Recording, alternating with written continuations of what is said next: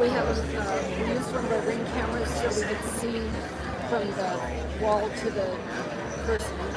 And so we have behind there we've got a whole control booth going. We've got little rooms there. And the mask is all on the Xbox controllers. Mouth move, change expressions, choose the look. Oh, this and then the dragon spits out the candy under cover of fog. We had that was yeah, she was going to look past this year. we had a good time doing this. But when the smallest group we've had come to our house is 8 people, and we use the single family, you have to do something. Yeah, our shoot's been really good. It's like turning into Away to college, don't want to come home. yeah. Dad is very proud. Yeah. It's all stuff, they start to come. We had a two of us show up once. Yeah. That's the new facade. I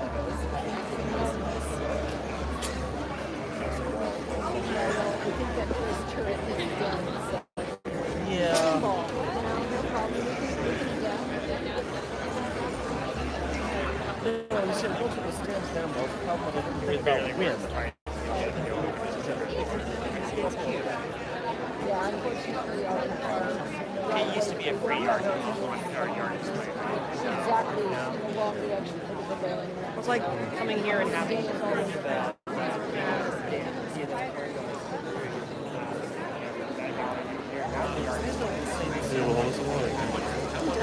Huh? I'm done. What's somebody else doing? You'll sit down?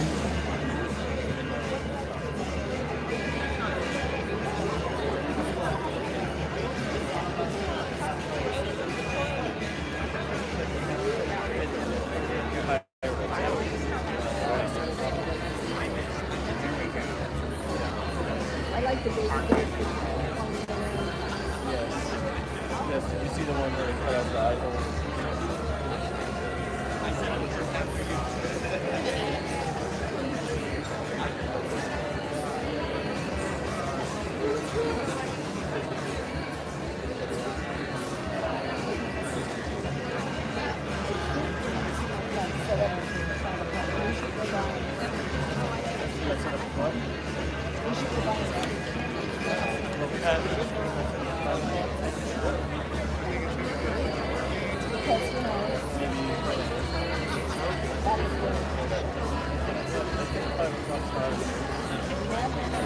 What does it look like it's can you go on to YouTube?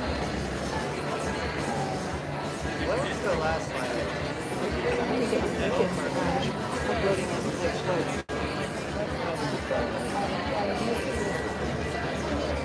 To this setting.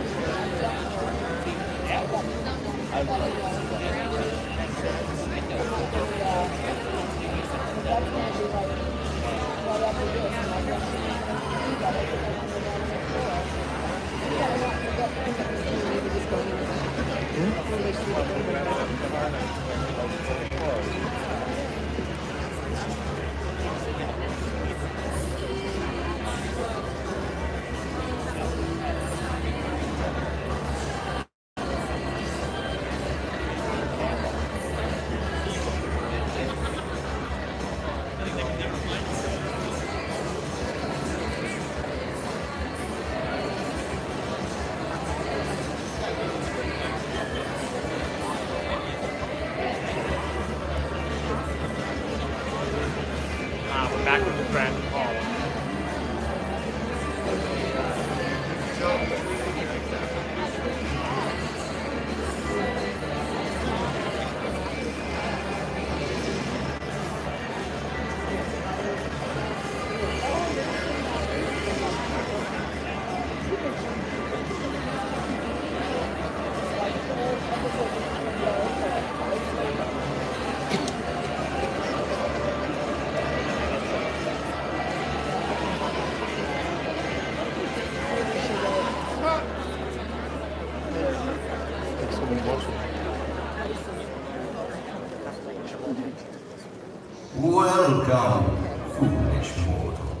to Midsummer Scream. From creepy old crypts all over the world to meet some of the happy haunts who have brought our famous mansion to life on the big screen, complete with hot and cold running chills. Please welcome your hosts, your not yet ghost hosts, to the stage. From the Boo Crew Podcast, Lauren and Trevor Shan and Leone De Antonio.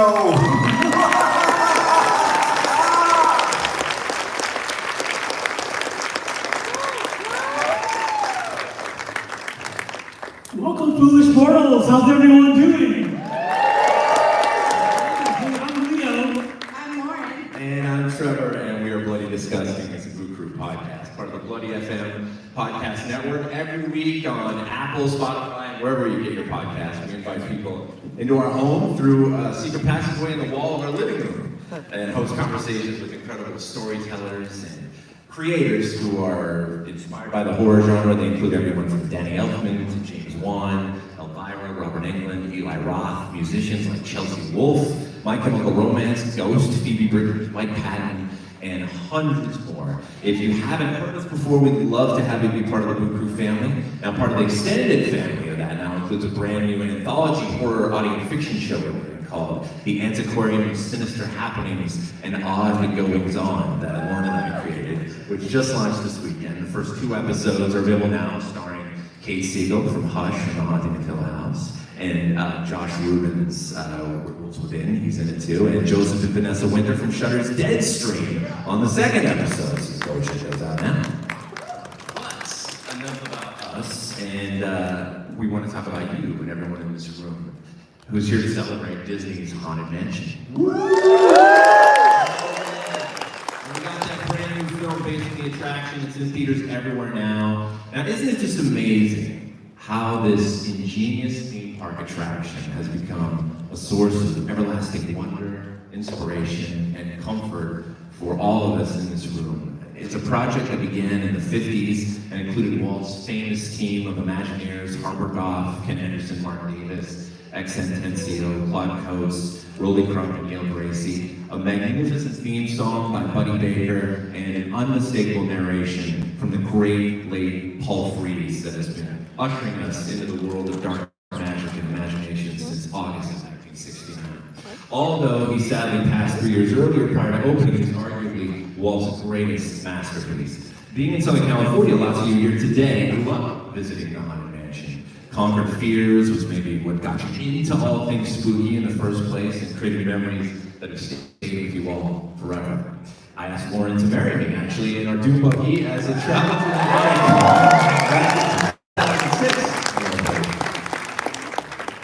So this is a very long-winded way of saying the Haunted Mansion is important.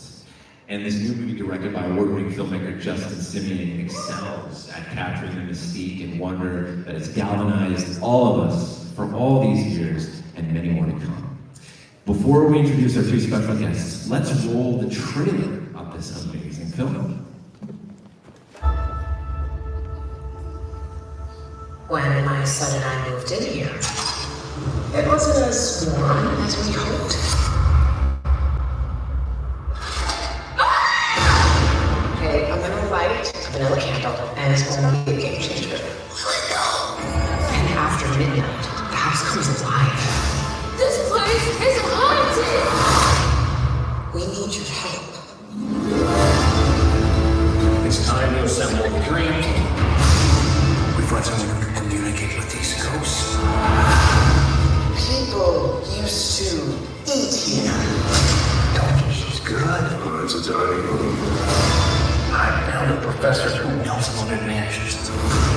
I've been dying to go to this place for years. Mystery lurks around every corner.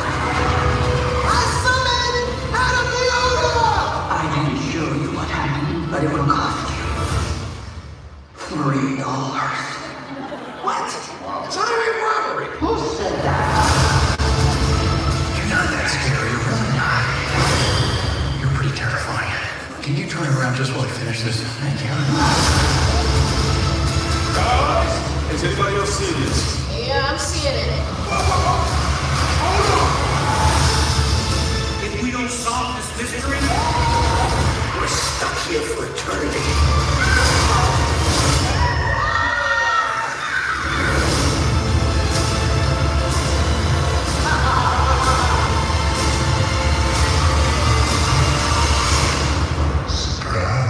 You're all in for a treat.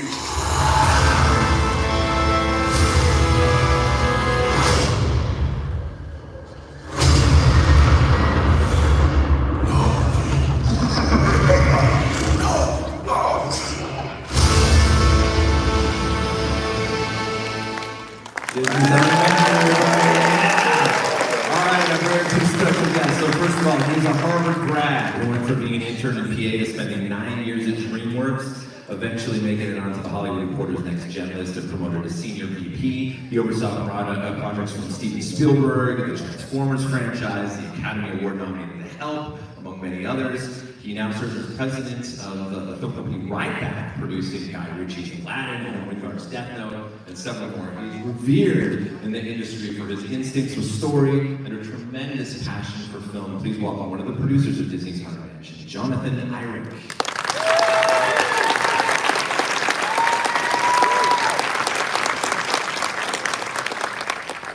Also here with us, a multi-award-winning writer, director, and one of the most in-demand editors in Hollywood. Throughout his career, he's cut the best of the best at Sundance, Tribeca, praised for his work on the Netflix smash, the 5-time award-winning Dear White People, and the 13-time award-winning 2014 film it was based on.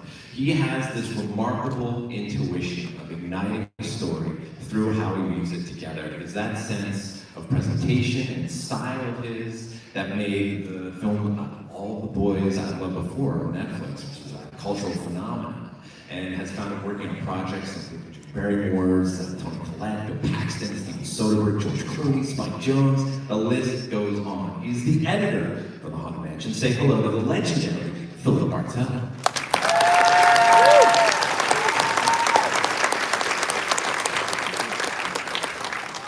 All right, guys, thank you so much for joining us on behalf of myself and the book crew here and all this audience. We're huge fans of the attraction, and those who have seen the film cannot help but fall in love with it, including us who saw it twice. So, that said, do not pull on the safety bar rule over at Ford as we get this extraordinary film underway here. We would love to know about your experiences, your personal experiences with the ride itself, both of you guys. Yeah, I mean, it's pretty easy for me. I mean, again, we're so happy to be here. I'm a huge Halloween person, so these feel like my people out here. My mom used to make a haunted house in our neighborhood for all the kids in our neighborhood. I now have taken on the role of my street in Los Angeles. I basically make everyone decorate our street.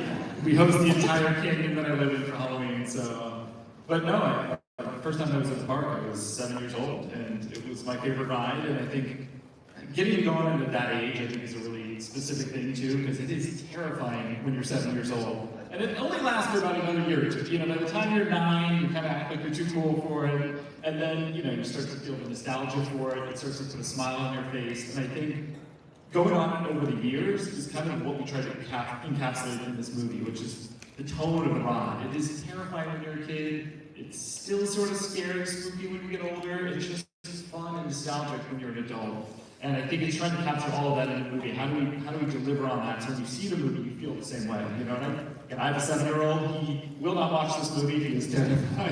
He's terrified of the trailer. But I know in a year or two, it's going to be sort of perfect level scares for him. You know, and again, as an adult, like it just gives me all the feels I had when I went on the ride for the first time as a kid. So. Do you have a favorite part of the attraction that you love the most? Well, after hearing about your engagement story, then I think I have to say the attic. So, that person if I didn't. But I think the stretching room when I was a kid, you know, I think that was the part where the first time you go in there, you generally are not sure how you're going to get out, you know, like that level of dread. And I think that's, again, why the attraction's so genius, you know, it's like you know about the history, obviously, you guys are probably more steeped in it than anyone. But the idea of grim grinning ghosts, you know, that they couldn't decide, should this be scary or should it be fun? Should it be funny? Should it be terrifying? And the fact that they could weave both together, I think that was the genius of it. They had so many creators who were on both ends of the spectrum, and ones who wanted to sort of push the horror, they had ones who wanted to push the fun and the comedy of it. And I think that's what makes it so special. And again, we tried to bring that into all the people that worked on this film, that everyone sort of brought their own unique point of view to it, so you could get that very unique tone under Justin's direction. I think that was the great thing about having a director who loved the ride. He was always trying to chase that same feeling. And how about yourself? I was, I think, 8 or 9 when I went to Disney World for the first time, and I was terrified of going on Space Mountain. My sister, who was 2 years younger, was all about going on Space Mountain, and so I was just like, I don't want to go. But Haunted Mansion, I was like taken to that. I could not get to that soon enough. I've just always loved things that scare me. I've always loved horror films. And so the first time I rode it, I was in heaven, and especially the cemetery at the end, with all the ghosts flying around. I just loved that I could tell that it was tactile, it was homemade, it was there, but I couldn't tell how they'd done it. And that's what I also like about some parts of the movie too. So there's lots of practical effects. I think one of the things that makes the ride so special is that once you get into that dune buggy, the whole world is closed off. And the whole ride, unlike a lot of different theme park rides and dark rides, especially at the time, then all of a sudden becomes just about you, more so than any other that experience. And that ghost host is talking to you and whoever you're with in that dune buggy, making it a really intimate experience. It's very, very unique. What is it about the attraction that you find people hold on to so dear? Well, that for one. No, I mean, I think it's a little bit of what Phil was getting at. I think the ballroom was a great example of this too, where the Pepper's ghost trick. You're looking down and you can see ghosts. They're really there. And again, you're not sure how they did it. It's funny you mentioned getting the dune buggy, because I remember the first time riding as a kid, I just thought something was going to come from behind me the whole time. And now you sort of forget that feeling almost. You go on it and you're like, well, I know that's not how this happens. But first time you get on, you're sort of trapped there, you're in the dark, and you have that feeling. But no, I think it is that sense of it's really there, and I'm not sure how they're doing it. The candelabra at the end of the hallway, the sort of tricks the eye, and it's so real that I think it feels different than any of these other attractions. And again, there's obviously a lot you go on, there's a lot that are just about sort of that immediate jump scare. It doesn't rely on jump scares. I think there's something sort of timeless about the ride for that reason. Yeah, they actually, one morning we went to Disneyland during post-production at 5 in the morning and got a tour of the mansion. And just to finally see how some of the stuff was done, I still don't necessarily understand all of it. But was a real highlight of this entire adventure. Isn't that wild? It's something that I marvel about too, that even decades ago that ride was created, that the effect is still the same for audiences today. They haven't changed it all that much really at all, and it's still just as impactful as it's always been. It's amazing. I would like to just reference that obviously like in 2003 was the first time that we had the chance to experience a filmic version of The Haunted Mansion. It was a Rob Minkoff's film with Eddie Murphy, which I hold dearly, and the rest of you hold dearly as well. We collect stuff from that film, still costumes and props, and Rick Baker and all that great stuff to this day. A lot of people hold that movie as a classic as well. And it wasn't until Comic-Con, I believe in 2010 in San Diego, where at the end of a Tron Legacy panel, that Guillermo del Toro came out at the end and said, this is my next movie, it's going to be The Haunted Mansion. In 2015, it was revealed Ryan Gosling was attached to it. He was a huge fan of the ride. He goes on it all the time with headphones on in his dune buggy. He made a band inspired by it called Dead Man's Bones. And this is kind of the trajectory that this film has taken. Now, as far as you guys are aware, in that whole time span, what were the challenges and different iterations that kind of led to this moment and the film that we see today? Yeah, it's interesting because, we were not a part of those projects in any way. So my first sort of contact with this project, it was again, always something I dreamed about working on, but there had been producers on it before, there had been Guillermo's version before, and they just sort of hit that development hell, as we call it in film, where they just couldn't get over the hump. There was a script that anyone felt confident about, and I think sort of the shared vision was there. And I just finished making Aladdin for Disney. We had a great experience on that, and it was a great result for the studio. And they were suddenly open to having producers come in with takes on the property. So it wasn't just us at Ryback, my partner Dan Lin, it was a number of producers they sort of talked to and said, listen, if you have a way in, this is something we really want to make again. It's going to be the 20th anniversary of the film. We feel like it's the right time. We just need a great story. We need a great way in. And we knew of a writer who we were very close to. She worked with our company before, Katie Dipple, who, again, the world of massive fans of the ride. She is up there. You know, she will make her drive down to the park just to ride the ride 3 or 4 times, and then she goes home. So, you know, we knew we had somebody who not only revered the ride, but also she has a great humorous tone. She loved the heat. She worked on Ghostbusters with Paul Feig, but she is a real horror fan as well. So it sort of felt like, you know, she's the perfect person for it. If she can crack it, let's give it a try. And she really had a wonderful way in, which is the bones of the movie you see.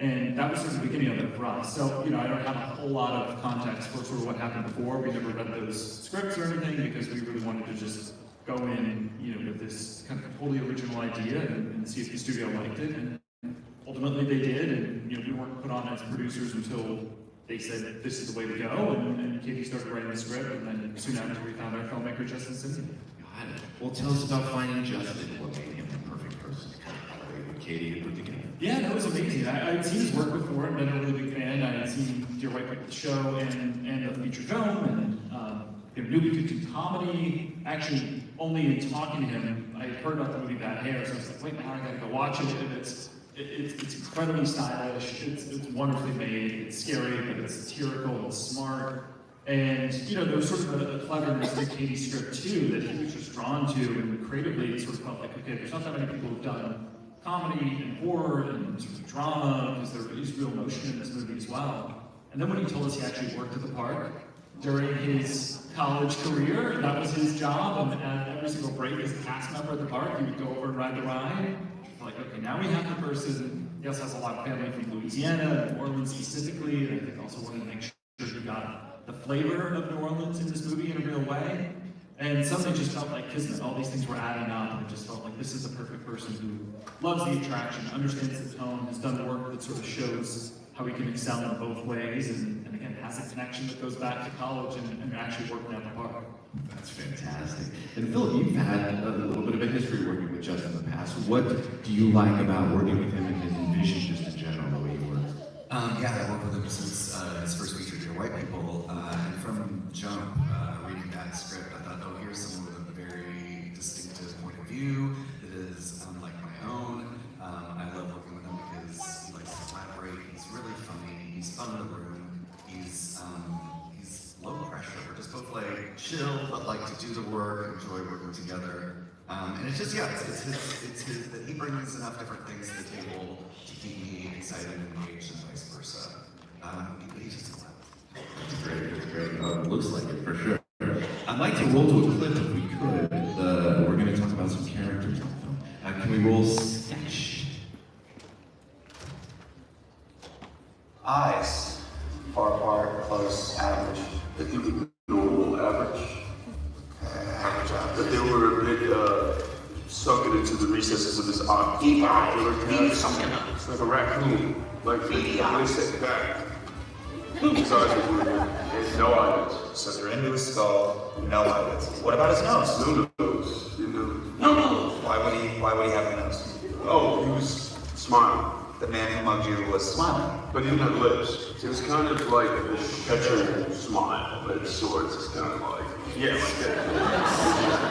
Okay, no lips. Why not? Why would he have lips? Just the man who mugged you. Wow! You just did that just now? This is amazing. You know what would be fun? See him with skin. We're gonna let Hatbox Ghost, right? That's become a thing of legend amongst fanatics. Can I remember really quickly? I've never been able to like watch an audience from just watching it. So the Hatbox Ghost kind of an urban legend. It was a few pictures had existed of when originally it first showed up on the ride shortly after it had opened, and then they yanked it out apparently due to some mechanical issues that didn't quite get the illusion the way they wanted it to. and then it ended up being put back in the ride in May of 2015, much to fan demand. Was there, I guess, a reason about casting the Hatbox Ghost and making him a prime character? Was that always part of the script that he was a central figure? Yeah, well, again, I mentioned, Katie was a massive fan of the ride, sort of knew all that history, and there was never anyone else that it was going to be. So it was always going to be the Hatbox Ghost for all those reasons. But I think also it's the one, character that feels the most ominous. Again, there's a lot of martini swilling ghosts in there, in the graveyard, and everyone's sort of having a good time. Like, there's something slightly more ominous about the Hatbox Ghost, which again, is part of the whole legend that was built around it. So I think it was always clear that had to be the villain. Sure. And honestly, the biggest thing that changed was how much presence the villain had in the movie. So there was early on, as you see from the scene, they're really trying to find out the identity of the Hatbox Ghost. But the movie really played in sort of early scripts as a true mystery. So you actually didn't know who was haunting them for much of the movie. And honestly, our first test screen, they just felt like the audience wanted more of the Hatbox Ghost. They wanted his presence in the movie. They wanted him to be a bigger character. They wanted to know more about his backstory. So that was something we sort of built out over time during production. Skills of Philip built out over in editorial as well. They felt like everyone was craving that. You just wanted a big bad in this movie. You wanted him to be the Hatbox Ghost, and you wanted to know more about him. Yeah, casting this character played this movie by the great Jared Leto, who's phenomenal. He's an actor who gives it all in every role he plays. What was it about him? What was it? How was this character used? His persona? Was it motion capture? Was it mostly visual effects, or was his voice actually used for the film? They talked about it. It was, yeah. It's funny. So many people are like, whose voice did you get for Jared Leto? I'm like, Jared Leto. That's why we cast him. If you see the movie, you will not recognize his voice at all. He was really specific about it. Again, to your point, he gives it all on every project, and there's nothing where he says, "Oh, this is a couple days of a voice acting, motion capture." He goes all in. He wants to know the backstory of the character. He wants to craft that voice, and as you know, he's a musician as well, so he has his own sound studio. So initially, there was a couple of recordings we did, and then he was like, not happy with it. He's like, let me go off and do my own thing. So he kind of created his voice in his own sound studio, and then sent it back to our director, Justin. I love what you're doing with this, and then sort of crafted it from there. But really, he disappears as far as an actor, and sort of the voice that's kind of what he does in all of his roles. So it was fun watching him sort of, have this very nefarious kind of, he was talking about like even the evil queen and Snow White. He's like, I want to go back to like the feel of like early villains and early animation. Like that's what I want this to feel like, sort of timeless and scary in that way. So that's kind of where it came from. But yeah, in terms of facial capture, all of that was used for modeling for the Hatbox Ghost's expressions and character as well. And what was that like, Phil, to kind of bring him to life throughout the edit? It was interesting. The last time that he recorded, we did it at his studio, and we just we met him at the first record, but this is the first time where it was just me and Justin and him and his engineer. I just remember like him walking in, we were sitting down, shook his hand, I looked at his eyes, and it was just like I was looking forever. It was very intense and yet friendly at the same time.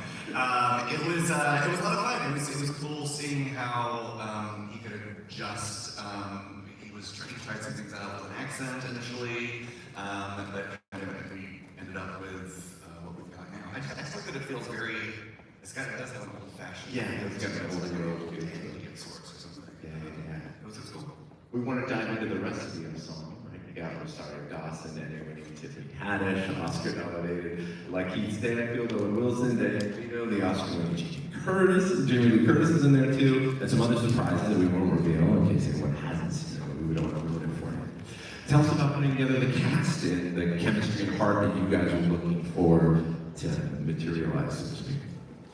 Yeah, this was always an ensemble, sort of the way Katie always crafted it was you have this protagonist, Ben, who is somebody who is kind of on the verge of not sure if they even want to live anymore, and I think that's what's fun about the ride, it's sort of confronting death in this ride. It's what we wanted the movie to be as well. I wanted this experience to be in confronting death, you sort of choose life again, and it was very much the arc of this character, but it was always about this ensemble that, quite honestly, he gets trapped in this house with what he presumes to be some of the most annoying people he could ever be trapped with, and then they sort of form this surrogate family over the course of the movie, and it really feels like this is the reason I do need to keep going, and I do need to sort of choose life. So that ensemble had to be comedic, they had to be lovable, they had to be able to be sort of grating at times on Ben, but at the same time, we had to love them as characters. So in casting Ben, honestly, that was a conversation with Justin early on. Like, he felt very strongly about Lakeith and about an actor who he'd seen do incredible comedy and Bruce Riley's film on Atlanta, but something who has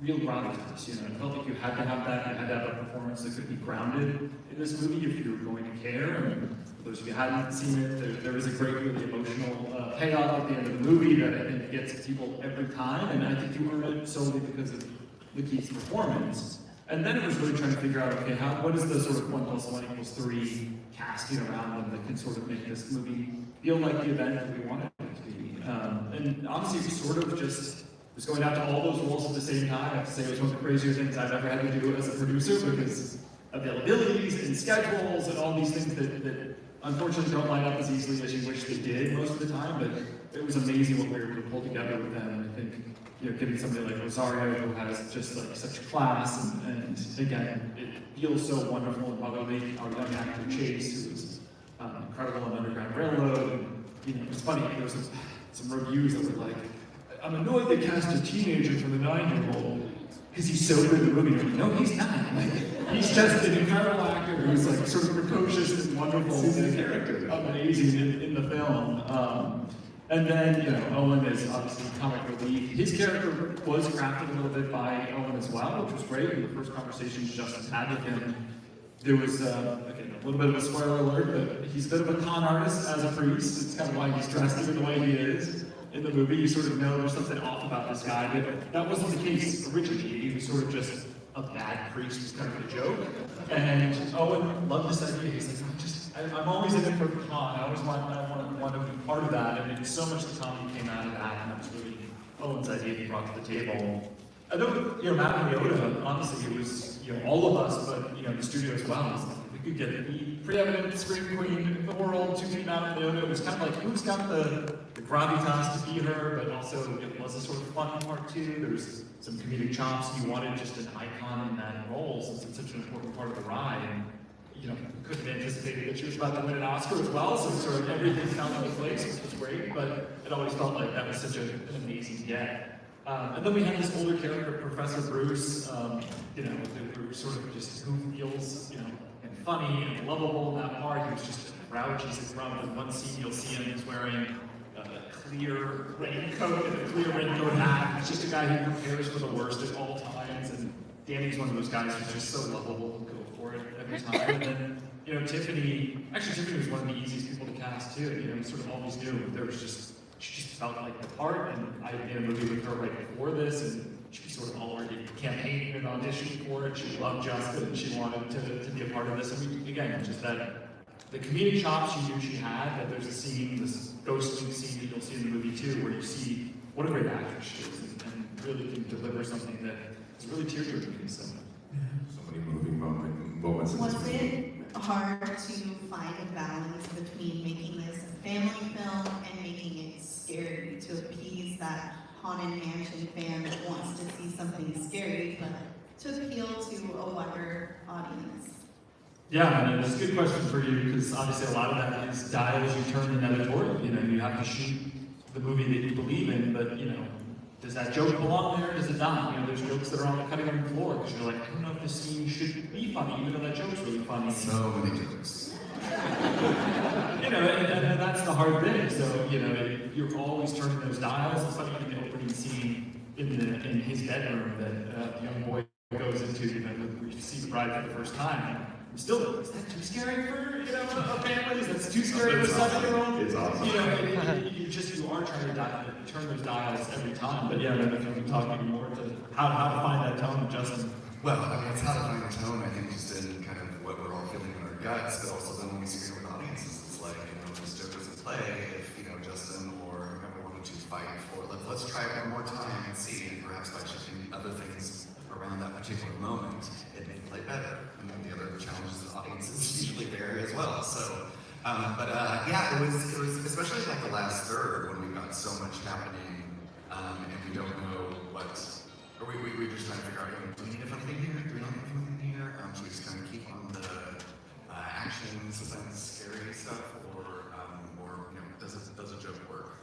There's the scene like when like he was kind of talking about his past, his sad situation, and also something, but Danny has a couple of really great lines in there. It was like, it wasn't like, is it too much? Is it too crass? Does it make sense?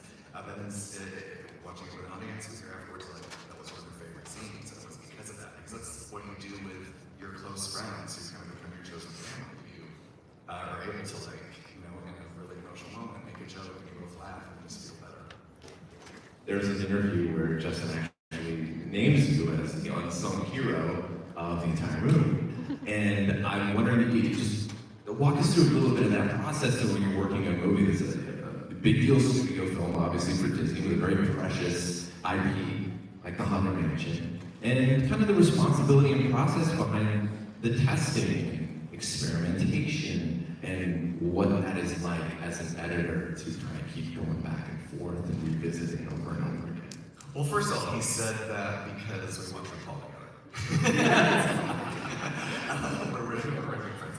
I mean, it was terrifying at times, to be honest, because, when we realized that we needed to get more half-hops in it, I hadn't done a film this large before, so it's like, okay, how much of this is falling on me individually to figure out how to address these situations? But through all the collaboration that went on, we kind of came to new ideas, things that we wanted to shoot, in terms of getting half-hops in there, but also juggling everyone's storyline, because there's so many characters, so many things going on, but still, Justin's main goal throughout all of it was keeping the Keith Dunn's story clear, and his relationship with Chase, with Travis, the young boy, because that was one thing that Justin said spoke to him, was seeing a black man and a black boy kind of having a great father-son-ish kind of relationship, and seeing that. But yeah, the testing, it got better. I was saying, like, every time we tested it, we got better scores and felt that we were improving, so we felt like we were on the right track. But, the first time I put it in front of people was terrifying. The first time I put it in front of a director, I always warned them, like, this was the worst it will ever be, and it will only get better. And that's generally speaking what happened. So that was the kind of thing I tried to keep in mind during moments of stress, was like, it will get better. This thing may be particularly hard because we don't necessarily have the answers today, but we will figure them out tomorrow. Or if we don't have the answers, we'll test it like this, and that perhaps will help us get the answers. So it just kind of like got easier, because it was always hard work, but it just kind of continued to get better as it went. Are there any stories from the set of things happening that weren't planned that were spooky? Spooky. Like maybe paranormal stories?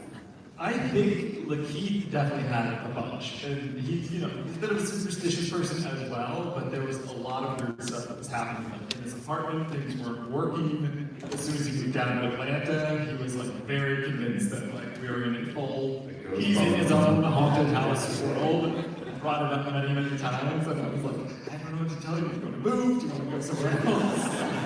Just telling you, weird things are happening. So. But I don't know, I think it kind of gets into everyone, I mean, the probably second month we were shooting was October 2021, and I remember getting to shoot in our cemetery scene on Halloween with the hitchhiking ghost there, and you're like, this is so cool, this is exactly what you wish you were doing every Halloween. Everybody here, you wish you were there on set that day, it's just exactly where you wanted to be. So it felt like we had that sort of spooky energy around the movie, even if some of us maybe believed more than others that certain things were happening. So. I'd love to know, I was reading in the French Quarters, New Orleans, and all this beautiful, you see a lot of the culture, you see a lot of the traditions that they have there in terms of funerals, and it's a great part of the movie. But I'm really curious, the start of the movie, the house, the Haunted Mansion, is it a real location? Is it a real house was built in? At least the exteriors. The exterior was on the studio lot, but we did build it. So the the full driveway, first floor of the house was all built, and then all the rooms were built on stages very close by. So that was all in Atlanta. The very top of the house, you never built all that. It sort of becomes CG, and thanks to our amazing supervisor and team, I think it all looks very seamless. But all that lower part is practical. So we wanted to build that, and then where the driveway sort of connects to the entrance gate, that gate then ties into an area outside of New Orleans that we shot, sort of where the driveway is, where all those willow trees are hanging over both gates were there in New Orleans. So you actually, for the chair ride, for instance, she goes from a set interior to an exterior set to actually being outside of New Orleans, all basically 3 shots. So, we was always trying to piece it together, but we did love shooting a lot of this practical. Every single one of those sets was real, everything was there. Even, they're all connected, which I think was a really important thing. Our production designer, Darren Gilbert, had thought this early. A lot of times in these big movies, you'll build a room here, and then a small set will have a room here, and another. He was like, it's all gotta connect. You have to be able to go from one room to the next. You have to be in the library and be able to see across the hallway into the ballroom. That's what's cool, because you can't actually do that the ride. You kind of always wish you could. You wish you could be inside there. And it was kind of a dream for all of us being on set, where you got to walk into the Haunted Mansion every day, and it feels like a real house that you're in. So the stretching room was just off the library. All of these were connected on the set, and I do think that actually makes a big deal. It makes a big deal for the filmmaker, Justin, but it makes a big deal for the actors too. I think they just love being in a real environment, because we're so used to these days putting up 3 blue walls and having a couple of props, and hey, VFX will take it over. But we didn't do that in these films. Let's take a look at the interior of the Haunted Mansion right now with a clip we have called Trapped.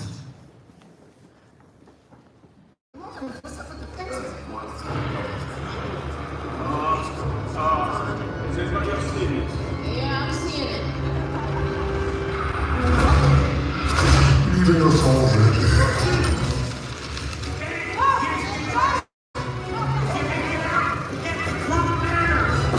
I do love surprises, and I've got a great one coming up for you. Travis! Wicked man! Travis! Try! Look for a way out! We gotta go! We gotta go! Now! Get to the gargoyles fast. Travis, we gotta grab one of the gargoyles! That's how we get out of here! That's great!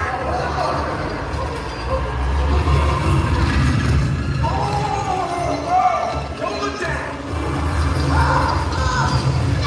Not to that side.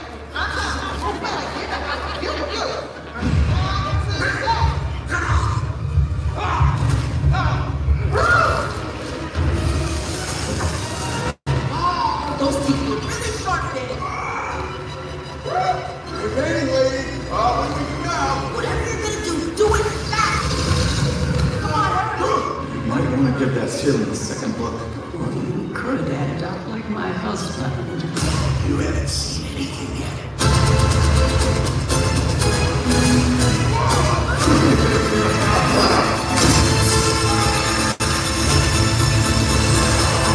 Disney's Haunted Mansion.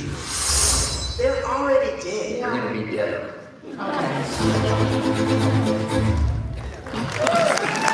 The big question is the haunted room actually stretching, or is it just our imagination?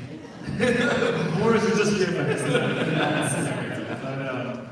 But those sets were all connected there, and it was really fun to be there. And I think everybody does probably know the ride really well. But even all 4 things on the floor, or what is at the bottom of the stretching painting. So there's the quicksand, there's the sharp rays, and we even had the nod there in terms of what the antagonism was going to be for Keith and Chase trying to get out of the stretching room. But that was just really fun. We had a great time. Had an amazing time on this movie, and again, just trying to capture that fun and the flavor of the ride. And you come out of the ride, you have a smile on your face, you want to go right back in, and you're trying to kind of bottle that out in this movie. And it's not only that, but it's the angles that you're showing. It's the angles of which we're experiencing in the set feel familiar to us too. it's when we walk up to the mansion, you've got that same shot of what it's like walking around the square and approaching the mansion. Talk about designing that feel for us. Yeah, well, I mean, that's a lot of Justin and our director, Jeffrey Waldron, and creating those, especially towards the end of the film, because there's a shot that's exactly out of the ride where you see the ghost dancing in the ballroom. And so it was just trying to use as many of those shots as possible, as often as possible. You know, that get old, but just you know, things that just wanted to keep reiterating, keep expressing visually our love for the ride. And so we just, you know, anything that was like that, we made sure to use. Was there anything in particular about the flow of the ride itself that informed you in the edit at all? I don't think so. I mean, I think it's the overall tone of the film that was the main thing. I don't think. I would say the only thing that probably did was, you know, from what we learned in the very first preview till the end, the movie didn't end in the cemetery originally, so that was something we sort of discovered in terms of like, how do we make the third act bigger? How do we deliver on some of the half-off scope stuff that clearly they were craving? And originally ended in the basement. And when we sort of went back for additional photography, we were reworking certain things. We did think, if the ride ends in the cemetery, like, let's have this movie end in the cemetery. It's going to be big and fun and sort of feel like you do when you come out. You know, to your point, when you get to the end of the ride, and all of a sudden, like, you see the sky. It feels huge to you, especially when you're a kid on the ride. We wanted that feeling as well, so I do think it's even just sort of the ride you go on, any narrative, that did inform some of the changes we made for the third act. I believe there's 5 Haunted Mansion attractions around the world. Was there any inspiration taken from any of the other parks attractions? The only big one, which, as you'll see, Crump Manor, for those who haven't seen, is the exterior of the Haunted Mansion in Orlando. So it's funny, I did go to that one when I was 8 years old, and then totally forgot because I've been to the one here in California a million times. And then when you look it up, you're like, oh right, it's sort of this gothic brick mansion. You kind of forget what the exterior looks like if you're not from the East Coast. So we did want to make sure there's obviously tons of fans that are used to going to the one in Orlando have that as their association with the Haunted Mansion, not the sort of New Orleans feel that all of us know in Southern California. So that was kind of the one big nod to make sure that that mansion looked exactly like the Orlando one.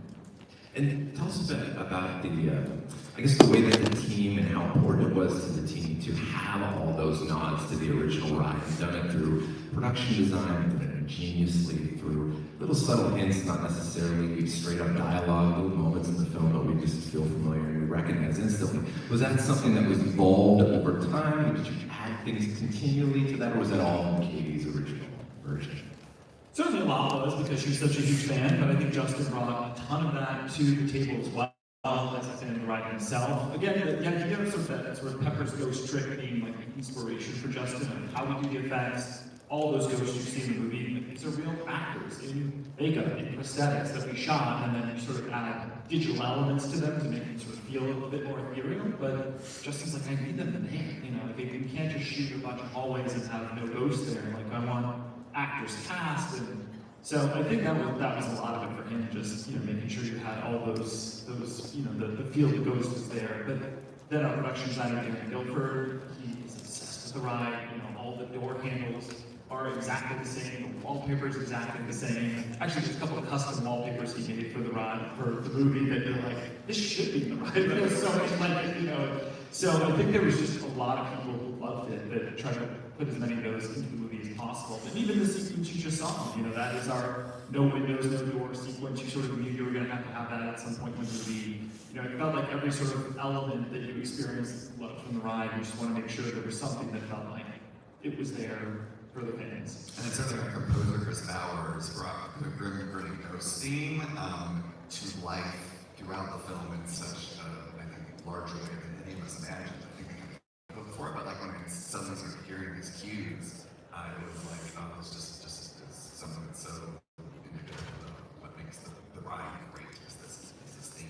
And the way that you wove it through is very inventive in creative ways. It's not just the typical play the beam. It's really, really cool.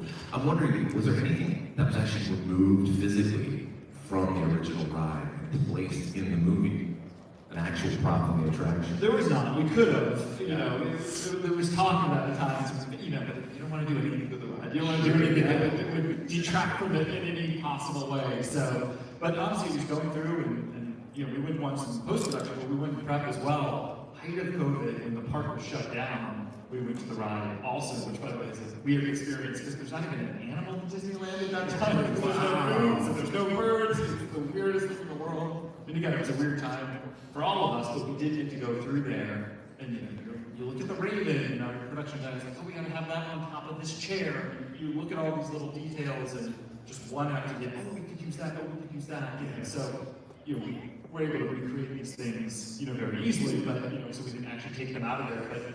But sort of, in some way we did, we really did go through like piece by piece and sort of look at all the things that we could have and that could inhabit our own mansion. Sure. Was there any? Oh, sorry. Go ahead. As we saw from the clips of the trailer, I mean, you could look at the ride, look at all these details from the ride. These small paintings and statues of candelabra, ghosts. It seems like you guys pulled off some serious Disney magic and somehow pull off every single aspect of that ride into this movie. It all plays a role, either a character or tells a story, move the story forward. But I would like to know, what was the most challenging aspect of production involving any of these effects and actors? Well, when you started with the most challenging production, just making the COVID period was probably the hardest part. In terms of the effects, the actors, it's funny. I mean, I think we were so well prepped on this movie.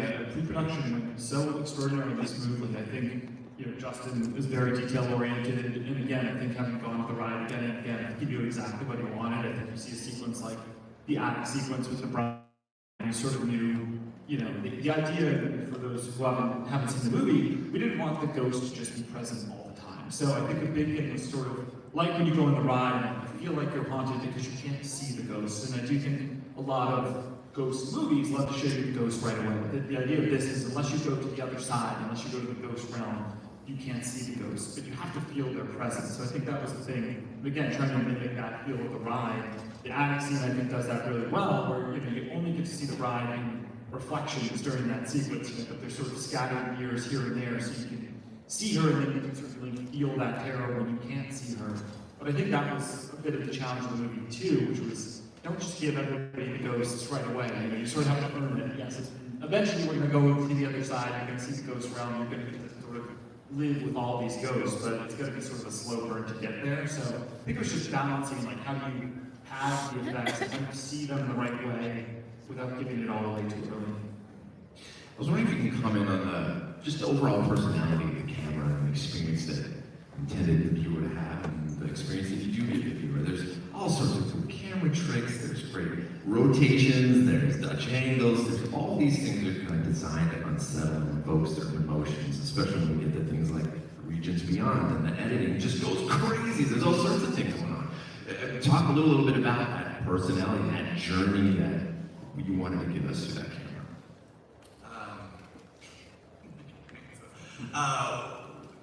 We wanted, I guess, in terms of the ghost realm, we wanted the movie to feel distinctly different when Ben finally gets there. And so the entire lighting scheme changes. We added a little bit of like flicker effects to just make it seem different. And I mean, there's the lens effect that we use for the flashback. So, you sort of get told a story by Madame Leota, where you get to sort of see a little bit of the history, you get to see a little bit of Gracie. Very cool. And it really is meant to feel like that was all shot sort of through her crystal ball.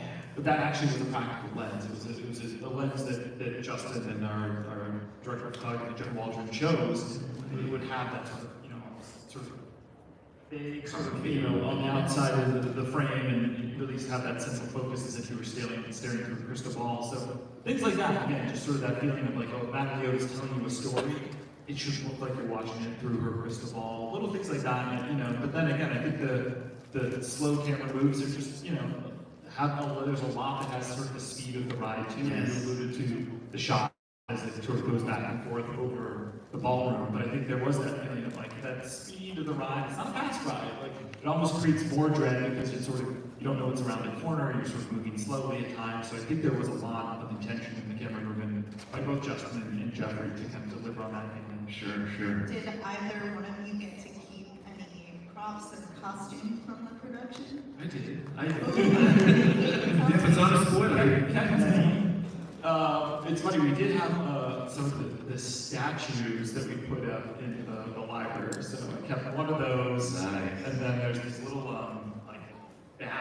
banister things that I kept one of those too, and there's one thing from crushing it.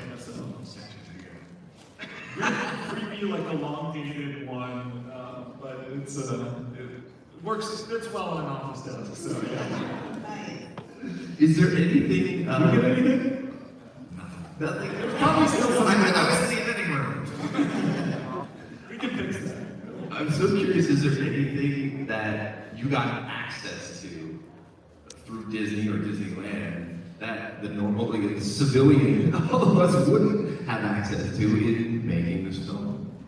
Certainly getting to see it with the lights on. Sure. That was really cool. We rode it once with the lights on. We got to walk through without the Doom Buggies moving and really just take our time and look at everything. We got to walk through with the lights off, which was, even cooler. And you sort of just get up close to the candelabra effect. And like, is that down there? Oh, that is cool. Weirdly, that one actually surprised me. I thought that was totally an optical illusion with just mirrors. And it's actually a ways down there. There's a big hallway. We actually got to walk down that hallway.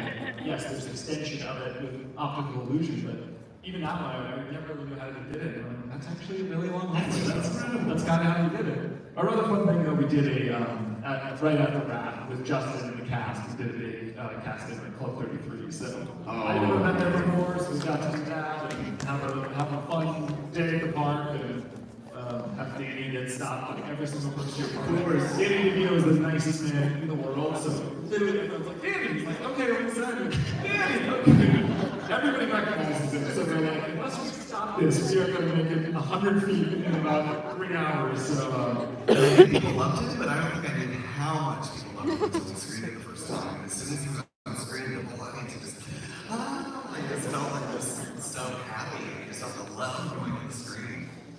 Everything we've seen so far, people next to us are like, Danny DeVito! Like every single time. You know he's in the movie. I mean, what the Well, speaking of that, we actually had the opportunity to see this thing in 4DX the other night, which if you haven't seen it in 4DX, my gosh. I mean, you feel those hot and cold running chills that wind gusts cross your body left and right over this thing. When it goes through there, there's water, there's smoke, there's smells, your seats getting punched and kicked and moving all around. It's amazing. How's your back? Yeah, right? Do you guys have that experience, or did you have that experience at all, like in the back of your mind, while either in the edit or in the production, knowing that that effect would be one of the ways that this film was released, or does that not occur to you at all? I think it does only in so much as you're trying to make a movie that whether you watch it in 4DX or not, feels like you're watching it in 4DX. You know, that it's experiential, that it's, even when we do the mix, you want those like rumbles in the mix and Dolby Atmos, you want to feel like, even when Half Ops comes down the hall for the first time, there's like some incredible ominous chords that our composer Chris Bowers created, like you want those to just like get you to the bone, So I think when you're making a movie, you are trying to think about like what is the theatrical experience, and I think the 4DX thing is just a really cool cherry on top to sort of make it even more sort of physical and there for the audience. But I do think we sort of think about that experience. Yeah, it's just experiential. And when I was told that the 4DX was happening, I was like, oh, and it's just like go through the movie thinking like, okay, what will they add to this moment? What will they add to this moment? And then our assistant editors went to check it out and said that that's when I heard that it's very violent, the chair, which is why it has to knock her back. Without giving away any spoilers, what would be your favorite scene out of the movie to work on? That's a good question. I mean, it is funny. It's what's your favorite one to work on, or what's your favorite one in the movie? I think maybe are different, Sure. I think to work on, honestly, it's like shooting in the cemetery at Halloween is like the most fun to work on and to be there. I do think the library scene, the one that Philip alludes to, is maybe it's such an emotional scene. It's sort of where Ben sort of confesses to everybody what happened to him, or more specifically what happened to his wife. But then it also has this incredible gallows humor. It's got Danny DeVito lands like a couple of killer jokes. Owen Wilson has an incredible joke at the end of it, and I think that scene more than any to me does encapsulate that sort of grinning ghost feel. You know, like how do you confront death? How do you laugh about it? How do you bond with people? How do you find fun in the face of tragedy? Like how do you move on? I think that scene sort of does everything for me. So I think maybe that is just as creatively my favorite scene in the movie. Great answer. My favorite scene probably is the sketch artist scene, just because that's the one that changed the least. For me, we started, that one's pretty much hasn't changed. And it was one of those scenes where when I got it, I was like, oh my god, anything that Danny says in it wasn't scripted, and my initial thing was like, how can I, most easily put this together? And I was like, oh my god, Danny's talking over it. And I was like, what is funny? Oh, that's funny. So as I kept on doing it, I was like, oh, he's really funny. And I was just like, I want to use Danny all the time. And then we did the thing with the tea. I was like, oh my god, this is gold. So it ended up being really fun to work on. Didn't really work on it much after that because we were all happy with it, and every time we played it, it played really well. In terms of what I really enjoyed working on the most was when they're escaping the house in the car and the trees are attacking them. And just because that one just developed in a fun, interesting way with visual effects as we started making the trees come to life. I just loved the feeling of the trees slamming down around the car, and there was some fun improv stuff that's gotten a little bit lost in a mix with them kind of killing each other. But I just loved it. It just felt like a total cacophony of insanity. And so when I had forgotten that there were trees like that in the ride until we went through it 3 months ago. Oh my god. Well, as far as getting that whole cast together, you're talking about the wild improv skills of people like Danny DeVito, all these great people who are working on. Was there any anecdotes of things that were happening during production amongst the cast? Any hilarious moments or stories that either you guys got to witness being on set or heard about? I mean, Danny's always the funniest person in the world. I mean, it's funny because when you make these movies, and I don't blame actors at all, but more normally when you call cut, actors go back to their trailer, and it's hard, it's a long day, they've got to wait around a lot, so they go back. Danny's like, I'm too old to go back to the trailer. So he just sits down with you at your monitor, and he's like, let me tell you some stories. Do you know about Batman Returns? About the Batman.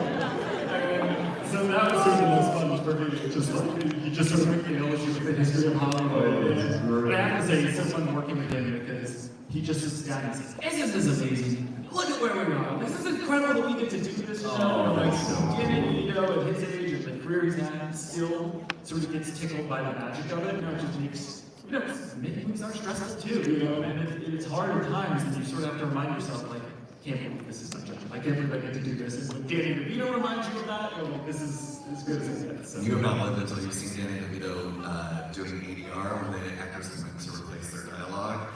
Just like, give us like a you writing down on the chair. Just hearing him improv, we were crying laughter. My other favorite part was Ginger Curtis came to record the first time for Madame Yoda, and she was amazing. It was like perfect, like this is incredible. And then she gets up and she's like, thank you, but just let me know when we have to do the whole thing all over again. So many people in this business for so long. She's like, I know how this works. You love it all now. We're gonna have to change over the lines. I'm gonna come back later. I know. Just call me when you come back. And she was right. I'm gonna round it up with one last question. So, what are the ideas for the expansion or return to the cinematic universe of the Haunted Mansion? Is there a sequel in mind? Is there any other ways of attacking this that you guys are familiar with or ready to go on? Yeah, we would love to take it on. I think it sort of depends kind of about the run of the movie and audiences, and not only audiences finding the movie right now in theaters, but I think for the next couple of months to come, I think there is certainly a feeling, hopefully, as Halloween gets closer, that this continues to be a movie that that everyone can watch. And for me, again, a parent of a 7-year-old and a 4-year-old, I find that when it's Thanksgiving time, 50 movies to watch with your family for Christmas. When it's Halloween, when it's sort of October 1st, it's like when you go back to the horror movies that you love, you want to get in the mood. With kids, you don't really have that much to watch, you know, and I always find like, oh, I want to get my kids in the mood, and we end up watching Garfield's Halloween. It's like you want to watch a real movie with your kids and have that experience and get in the mood. And so I think hopefully for me, that's the thing that not only this year, but for many years to come, people will come back to with this movie. And you know, the clock is rolling around to October 1st, and what are we going to do to get in the mood? And you know, you've got your family, you can all watch this movie. And it's spooky, it's fun, and it's scary, but it just kind of gets you in that mood. So, I don't know, we'll see what the life of the movie is. Hopefully it'll be great to revisit this world, these characters, get the band back together, it'll be incredible. I do know that, you know, there has been actually a Ryan Gosling Hitchhiking Ghost movie that Disney has been talking about. We're not involved in that one, but, you know, I know that's something else they've kicked around just in terms of the world of the Haunted Mansion, but it was an honor to sort of play in this space, and we'd love to do it again if we could. Well, thank you guys both so much for giving us this experience.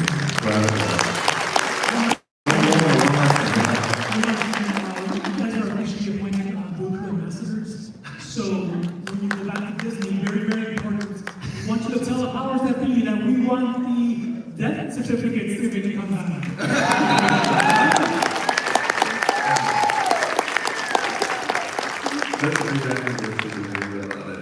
All right, Jonathan and Phil, thank you so much for your time and for your work on this. It's an honor of a film. Thanks to everyone here for attending.